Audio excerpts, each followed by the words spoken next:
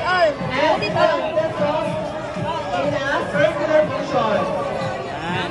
Pwede.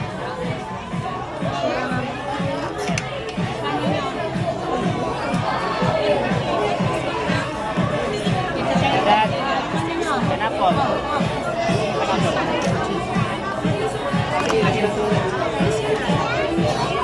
Ay, yung iba dyan na nagawa na siguro ito ng pizza sa bahay.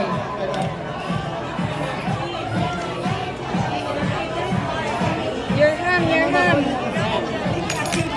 This one, this one. And then, ilagay na ang cheese. Oh, this one, your favorite now. Spread it out, spread it out. One by one. Alright, so paglagay ng cheese, from outer to inner, in a circular motion.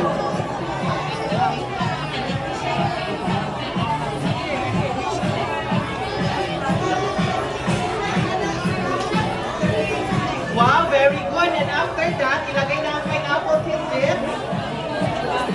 Dapat from outer to inner. Look at sir.